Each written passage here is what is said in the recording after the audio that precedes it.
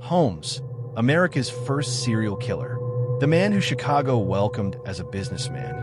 Tenants saw him as generous. Employees believed he was harmless. But behind the walls of his building, people entered and never came out. This was not a house. It was a weapon. This is the story of Holmes' murder castle, a structure designed for deception, control, and death. In 1886, Henry Howard Holmes arrived in Chicago. The city was exploding with growth. Industry was booming, and preparations were underway for what would become the 1893 World's Columbian Exposition, also known as the World's Fair. Millions of visitors were expected, strangers from across the country, young women traveling alone, seeking work. Holmes saw exactly what others did not, an endless supply of victims. He purchased a pharmacy in the Englewood neighborhood and quickly earned the trust of the community. Soon after, Holmes began construction on a 3-story building across the street. No one knew its true purpose. Holmes personally oversaw the construction.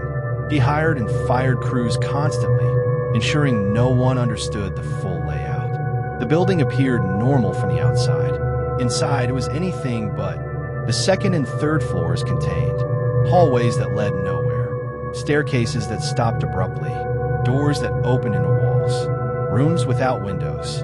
Some rooms were soundproofed, others were lined with metal. Many were fitted with gas lines controlled from Holmes' private office. Victims could be locked inside and killed silently. There were trapdoors, chutes that dropped bodies into the basement, and a maze so confusing that escape was nearly impossible. This was not impulse. This was engineering. The basement was where Holmes erased evidence. It contained acid vats, lime pits, a large furnace, dissection tables. Holmes used his medical training to destroy bodies efficiently. Some victims were burned, others were dissolved, bones were cleaned, and then sold. Holmes made money by selling skeletons to medical schools, the same institutions meant to train future doctors. Death once again became profit. Most victims were young women. Many were employees of the hotel. Others were travelers visiting Chicago for the World's Fair. Holmes courted them, promised marriage, convinced them to take out life insurance policies, with him as the beneficiary. Then they vanished. Entire families disappeared. In some cases, Holmes even convinced victims to kill each other, claiming it was part of insurance schemes. He showed no emotion. To Holmes, people were assets. When they stopped being useful, they were removed. For years, Holmes operated freely. Missing persons were common in a growing city. Police departments didn't communicate well. Women traveling alone were rarely investigated. Holmes relied on this chaos. But his greatest weakness was not suspicion. It was greed. He expanded his fraud schemes beyond Chicago, drawing attention he could not control.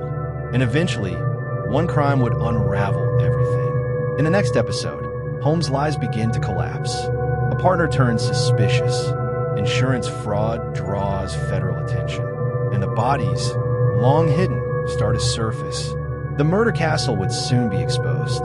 And America would finally meet its first serial killer. If you're following this story, subscribe now. The next episode exposes what really happened inside the murder castle and why so many victims were never found.